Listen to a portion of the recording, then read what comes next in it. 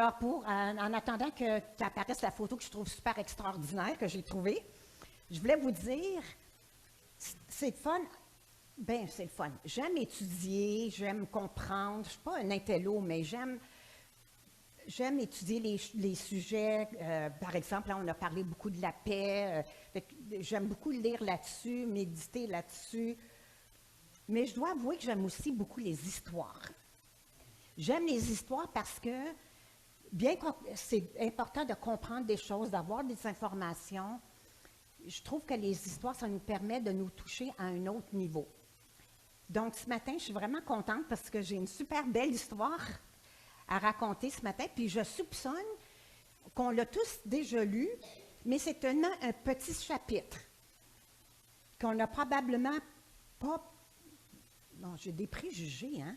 J'étais pour dire, on n'a pas assez à par-dessus, puis on ne s'est pas trop préoccupé. OK, c'est pas vous autres, moi. J'ai été surpris de relire cette histoire. Alors, je ne sais pas si on va pouvoir l'agrandir. On va parler de l'histoire de ce petit garçon. C'est une belle, belle, belle histoire qui reflète tellement bien l'Évangile. Est-ce qu'on a une idée de qui... On a vu un petit garçon par terre, là, tout croche. Est-ce qu'on a une idée de qui ça pourrait être? Ça peut, effectivement. C'est une très belle observation, Normand. Hein? Oui, oui, oui. Il s'appelle Méphibosheth. C'est le petit garçon de Jonathan, le petit-fils du roi Saül. Dans l'image qu'on ne voit pas, Méphibosheth a 5 ans et lorsque sa nourrice apprend que son père et son grand-père sont morts, elle prend de panique, elle ramasse le petit garçon puis il se met à courir et malheureusement, dans son énervement, elle l'échappe et il devient handicapé des deux jambes. On dit que le texte dit qu'il a les 2 pieds estropiés, donc handicapé à vie. On ne sait pas exactement comment ça s'est passé. Est-ce que c'est la charrette qui a passé sur les pieds? Est-ce qu'il a été piétiné par le cheval? Un cheval, on ne le sait pas. Mais ce qu'on sait, c'est qu'il est un petit garçon qui se retrouve avec une vie basculée pour toujours. Chantal, tu avais quelque chose à me dire?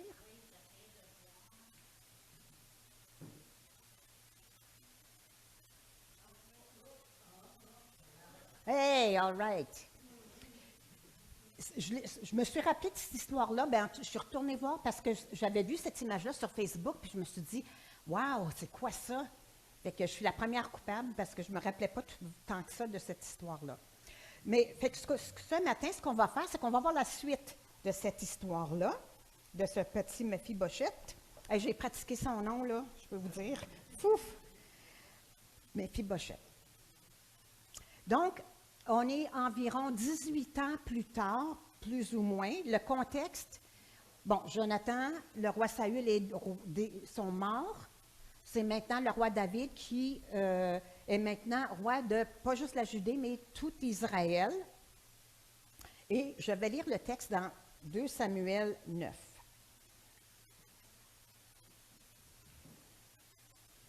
David demanda, « Reste-t-il encore un survivant de la famille de Saül?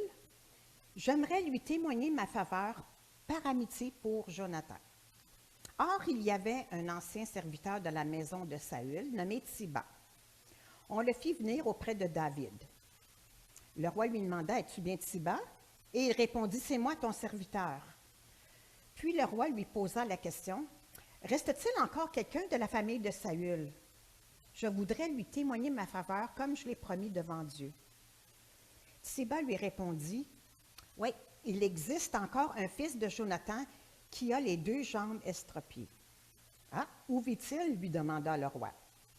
Tsiba répondit, « Dans la maison de Bakir, un fils d'Amiel à Lo-Débar. » Le roi David l'envoya donc chercher à Lo-Débar dans la maison de Makir. Lorsque Méphibosheth, fils de Jonathan et petit-fils de Saül, fut arrivé chez David, il s'inclina face contre terre et se prosterna devant lui. David l'appela, « Méphibosheth. » c'est bien moi pour te servir. Et David lui dit, n'aie aucune crainte, car je t'assure que je veux te traiter avec faveur par amitié pour ton père Jonathan. De plus, je te rendrai toutes les terres qui appartenaient à ton grand-père Saül. Quant à toi, tu prendras tous tes repas à ma table. Méphibosheth se prosterna de nouveau et dit, « Qu'est-ce donc ton serviteur pour que tu t'intéresses à lui? Je ne vaux pas plus qu'un chien mort. » Yark. Le roi Aplathiba, le domestique de Saül, lui dit, « Tout ce qui appartient à Saül et à toute sa famille, je le donne au petit-fils de ton maître. Toi, tes fils et tes serviteurs, vous cultiverez ces terres pour lui, et tu apporteras ce que vous récolterez pour assurer l'entretien du fils de ton maître. Quant à Méphibosheth, le fils de ton maître, c'est à ma table qu'il prendra tous les jours ses repas. » Or, Thiba avait 15 fils et 20 serviteurs, donc il était quand même aisé.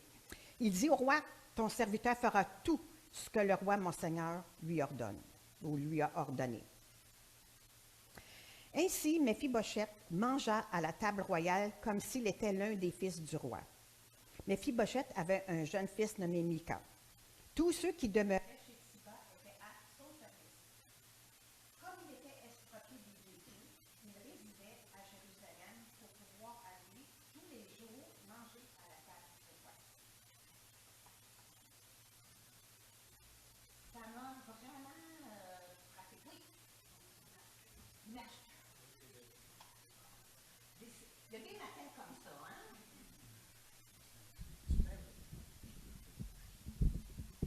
Je vais probablement garder ça, parce que c'est pas évident de mettre ça sans miroir, là. Donc, on va approfondir un peu plus cette histoire-là.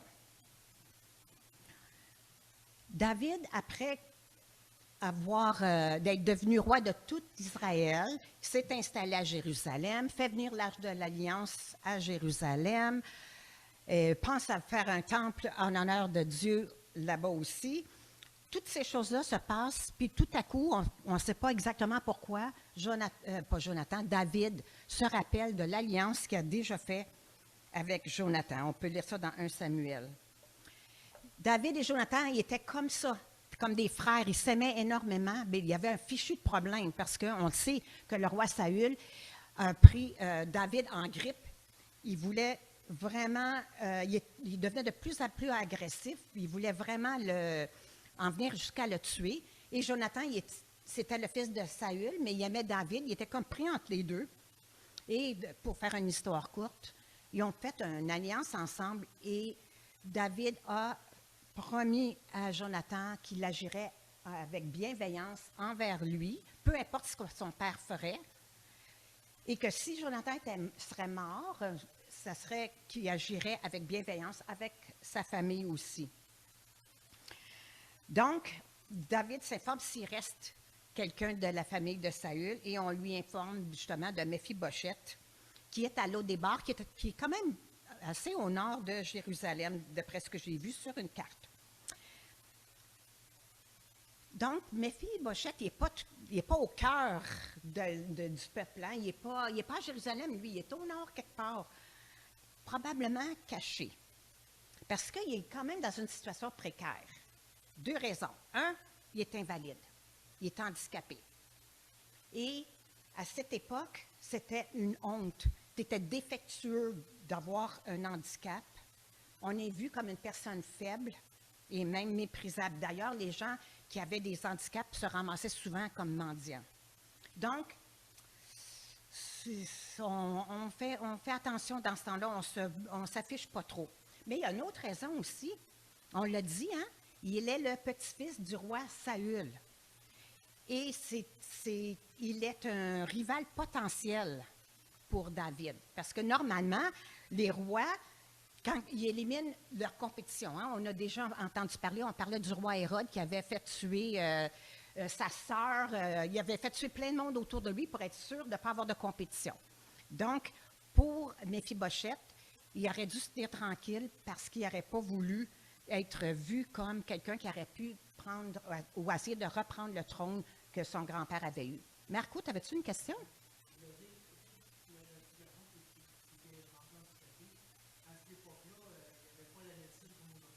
Non plus. Tout à fait. Fait qu'il restait, il était pris avec ça, effectivement. Effectivement. Et aujourd'hui, on a des robots pour tenir les jambes et tout ça, là. Fait qu'imaginez quand Méphibosheth entend que le roi David le convoque à son palais. Si j'étais à sa place, je ne serais pas grosse dans mes culottes. C'est inquiétant, mais bon, le roi te convoque, tu y vas. Alors, Méphibosheth arrive, et le texte dit qu'il se prosterne devant David. Bien, c'est un peu normal, hein, on se prosterne devant le roi, mais ce n'est pas difficile de s'imaginer qu'il est craintif, sans confiance, qu'il est totalement vulnérable. Il est à la merci de ce roi-là. Il sait à quel point qu'il est à risque, que son histoire pourrait se finir drette là. De son côté, David, c'est peut-être pas évident pour lui non plus. Oui, il s'est dit, bien, ça c'est moi qui pense ça, c'est pas dans le texte, je vous le dis tout de suite, mais je me posais la question, David, après tout ce qui avait passé avec Saül s'est acharné pendant des années à le poursuivre. David a vécu toutes les conséquences de ça, de se cacher, de manquer à manger, toutes sortes de conséquences à cause de cet acharnement-là du roi Saül. Dans sa tête, David peut bien avoir dit, je vais être favorable, je vais avoir de la bienveillance envers Méphibosheth. Mais ça, dans notre tête, c'est facile à dire, c'est facile à imaginer. Mais peut-être rendu au moment où on voit Méphibosheth, peut-être que pour David, il aurait pu changer d'idée, puis que toute l'amertume qu'il aurait peut-être pu avoir dans son cœur, j'ai beaucoup de peut-être, aurait pu se produire. D'autant plus qu'on a dit tantôt que les gens handicapés étaient vus comme des gens plutôt méprisables. Et il y a des textes dans Samuel, dans le premier livre de Samuel, qui montrent aussi que David a un certain mépris pour des gens qui sont handicapés comme ça. Donc, David, en regardant Méphibosheth, aurait pu avoir toutes sortes d'entraves pour revenir sur sa décision. Après tout, il est le roi, il fait bien ce qu'il veut. Mais la réaction de David, c'est de l'appeler par son nom, Méphibosheth, tout simplement. Il ne parle pas de son passé, il ne fait pas de commentaires sur son handicap, ni son statut, ni sa lignée, rien de ça. C'est comme s'il reconnaît simplement la personne, cette personne-là de valeur, Méphibosheth. Puis il s'empresse de lui dire, n'a aucune crainte là. Il le rassure parce qu'il sait très bien ce qui doit se passer dans la tête de Méphibosheth, prosterné devant le roi tout-puissant. En d'autres mots, David lui fait grâce. Puis là, non seulement qu'il lui laisse la vie, il lui annonce qu'il va remettre à Méphibosheth tout ce qui appartenait à Saül et sa famille. Toutes les terres, toutes les possessions sont maintenant à Méphibosheth. J'imagine qu'il n'aurait dû pas en revenir. C'est comme, waouh, qu'est-ce que c'est ça? Il ne se voit pas. Il se dit qu'il est comme un chien mort. Il se voit comme la société le voit. Il se voit comme un chien mort. Pas une image très glorieuse, pas une image royale, une image d'un gars confiant. Devant David, il se qualifie de chien, d'un impur et méprisable, image de souillure, un chien mort, objet infect et rebutant qu'on repousse du pied. Hein? Le chien mort sur le bord du chemin. Bien, aujourd'hui, nous, on aime ça, les chiens. Notre société, presque tout le monde a des petits chiens ou des gros chiens à la maison, mais à cette époque-là, les chiens, c'était plutôt de la rapace. C'était plutôt nuisible. Ce qui est intéressant, c'est que, sans le savoir, Méphibosheth avait pris en quelque part la place de David, qui avait lui-même, à une certaine époque, dit la même chose à Saül. À un moment donné, dans la poursuite de Saül avec David, il se retrouve face à face. Et là, David dit au roi Saül, « Qui poursuis-tu? Un chien est mort en voulant dire pourquoi que tu t'acharnes à moi, je n'ai pas de valeur.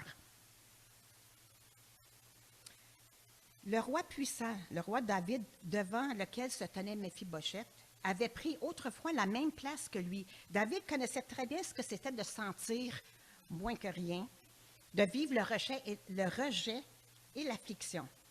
C'est à un tel sauveur que Méphibosheth avait affaire. Ce qui me touche particulièrement, c'est pas seulement qu'il lui a rendu tous les biens de Saül, mais il l'invite à sa table, à prendre tous les repas à la table du roi. Pas comme un invité, pas comme un cas de charité, mais le texte nous dit comme s'il était l'un des fils du roi. Méphibosheth, il n'avait pas juste besoin d'avoir les biens de son grand-père, de la lignée royale, il avait besoin d'une identité autre que la honte, l'identité de victime qu'il portait. Et c'est ce que David lui a offert en l'invitant à sa table, comme l'un de ses fils. Méphibosheth, finalement, déménage et s'installe à Jérusalem parce qu'il se retrouve à tous les repas, à tous les jours, assis à la table d'honneur du roi, comme l'un de ses fils, jour après jour, après jour, après jour. Et, autre fait intéressant, il reste toujours handicapé. Ses capacités ne se sont pas améliorées, sa faiblesse reste la même, mais lorsqu'il est assis à cette table, la table couvre sa honte. On ne voit pas ses pieds. Ce que les gens voient de lui, ce n'est pas son handicap, mais sa position et son statut. Extraordinaire. Hey, c'est-tu ça l'Évangile? Ouh! Jésus, là, il n'a pas attendu qu'on marche correctement, qu'on marche droite avant de nous s'asseoir à sa table. Il n'a pas attendu que notre comportement change pour le mieux avant de nous inviter à une relation avec lui. Dieu n'a pas attendu qu'on s'améliore avant de nous appeler ses enfants. Il ne nous a pas invités parce qu'on pouvait se tenir debout par notre propre force. Méphibosheth a été placé à la table par amour pour Jonathan. Nous sommes assis à la table par amour pour Jésus. Notre place n'est pas méritée, nous l'avons héritée. La lettre aux Éphésiens nous dit que nous sommes déjà assis avec Christ dans les lieux célestes. Déjà, pas après avoir grandi, pas après avoir montré nos capacités, qu'on pouvait être fidèle, constant. Déjà. Déjà. La table à laquelle on est invité n'est pas une récompense pour les gens guéris. C'est l'endroit où les gens brisés découvrent à qui ils appartiennent. On peut être comme Méphibosheth avant d'être convoqué. On est peut-être caché, on garde une distance, on se dit, ben, je n'ai pas envie vraiment d'être vulnérable. Mais David, là, il n'a pas convoqué Méphibosheth pour l'exposer. Il l'a convoqué pour le restaurer. Dieu ne nous appelle pas à lui pour exposer notre honte, nos manquements, nos faiblesses, mais il nous appelle pour nous rappeler qui nous sommes en Jésus. Méphibosheth n'a jamais quitté cette table, de ce qu'on sait, dans le but de démontrer qu'il le méritait ou qu'il n'avait pas besoin de ça. Il est demeuré continuellement. Le roi a pourvu, le roi a protégé, le roi a défini son identité. Et sous la table, ses pieds étaient toujours déformés, mais au-dessus de la table, il était traité comme un fils. Voilà l'œuvre achevée de Christ pour nous aujourd'hui. Notre faiblesse, là, ne nous enlève pas notre place. Le fait de boiter n'annule pas notre héritage. Notre histoire ne neutralise pas la promesse de Dieu, sa nouvelle alliance par le sang de son Fils. Nous sommes assis à la table, non parce que nous pouvons marcher droite, nous sommes assis à la table parce que le roi nous voulait là avec lui. Il n'y a rien de plus touchant que ça, je pense. La grâce de Dieu ne nie pas notre brisement, notre souffrance. La grâce de Dieu nous couvre en nous donnant notre appartenance, notre identité. À la table du roi, ce qui nous définissait autrefois n'a plus le dernier mot. En conclusion,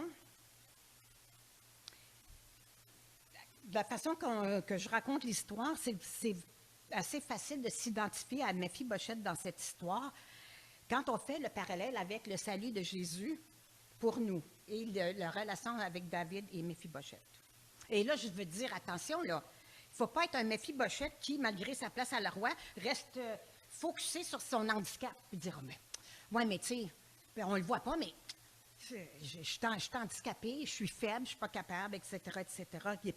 On ne veut pas être des Méphibosheth qui sont toujours concentrés sur, sur notre handicap, puis de passer à côté de toutes les belles choses qui se passent autour de lui, de tout ce qui lui est offert, de la bonne nourriture, du bon vin, des gens qui l'admirent, pas tellement de l'admirent, mais qui reconnaissent qu'il est maintenant un fils du roi adoptif, qu'on pourrait dire. Donc, s'il focus trop s'il met trop son énergie, son attention sur ses faiblesses, il risque de passer à côté de tout ce que David cherchait à lui offrir. Maintenant, il nous reste 5 minutes, je vais vous faire travailler un peu. J'ai présenté David comme un préfigurant de Jésus. Mais je propose que dans une certaine mesure, dans certains aspects, on peut s'identifier avec David dans cette histoire. Alors, dites-moi, c'est quoi qu'on a vu par rapport à David dans cette histoire? C'est quoi soit les qualités ou les actions que David a posées dans cette histoire? Là, on fait ça bien relax, là, on n'est pas à l'école, fait que c'est pas parce qu'on cherche des réponses comme ça, mais avec les réponses, on va regarder un petit peu comment on peut s'identifier avec David. Alors, on y va. Qu'est-ce qu'on a appris de David? Oui. La compassion. Oui, tout à fait. Il l'a accueilli.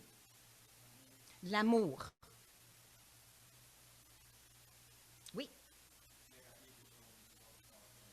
Oui, il s'est identifié en quelque part avec son histoire, tout à fait, oui. Oui. Oui. Oui. Oh oui, c'est vrai. Ben oui. Oui. Alors, Charlotte, elle dit, il est resté fidèle à l'engagement qu'il avait pris quand même plusieurs années auparavant. Donc, il est resté vraiment fidèle. On a parlé donc de compassion, on a parlé d'amour, on a parlé d'accueil, on a parlé du fait qu'il s'est reconnu en quelque part en voyant Méphibosheth. Si on prend ces éléments-là, on peut se dire, peut-être qu'on n'est pas David, mais que l'invitation de Dieu, c'est de faire la même chose que David. Dieu nous fait grâce, il nous demande de faire grâce aux autres. Il nous demande de nous voir dans l'histoire de l'autre. Parce que même si on a des grandes différences à quelques égards, on est tous semblables dans beaucoup d'autres égards, dans notre besoin d'être aimé, du fait qu'on a été créé parce que Dieu nous aime puis qu'il veut nous avoir avec lui. On a tous besoin d'être vus et d'entendus.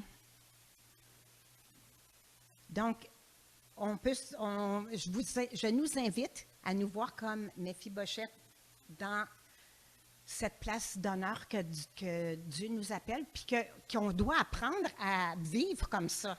On est un peu plus habitué de vivre soit boiteux, ou de dire, moi je ne boite pas, je n'ai pas de problème, ça va bien. Mais là, on apprend à vivre avec nos faiblesses, nos handicaps, mais dans la grâce que Dieu met sur nous, qu'il nous couvre parce qu'il nous aime, parce qu'il nous veut avec lui. Puis c'est à chaque instant de chaque jour. Donc, l'invitation d'être comme Méphibosheth, puis comme David aussi, de ce qu'on reçoit, de pouvoir le redonner généreusement. Alors, prions. Seigneur, notre grand Dieu, tu es le grand Dieu, comme Marielle a dit, de l'univers, mais tu es notre Père tendre et aimant. Tu es le Dieu qui juge du mal qui se passe dans le monde, mais tu es un Dieu de pardon, d'amour et de fidélité. Seigneur, apprends-nous à vivre comme étant des personnes qui reconnaissent la grâce que tu nous fais d'être assis à ta table, comme tes enfants, toi le roi de l'univers, tout en reconnaissant notre faiblesse, nos manquements, nos difficultés et notre besoin de toi continuellement. Merci de nous apprendre à vivre cet amour qui nous est tellement difficile à saisir à certains égards et à certains moments. Merci Seigneur pour cette grâce que tu nous couvres, qu'on n'est pas obligé de se concentrer sur nos faiblesses. Il faut les reconnaître, oui Seigneur, et on peut te les remettre parce que notre force ne vient pas de nous-mêmes, elle vient de toi. Non seulement que tu nous aimes, mais tu nous donnes tout ce qu'on a besoin pour vivre selon ta volonté. Et pour ça, on est tellement reconnaissants. Alors Seigneur, que cette histoire nous habite et nous aide à continuer à vivre notre vie telle que tu nous demandes de la vivre. Pour toi, en ton nom, pour ta gloire. Amen.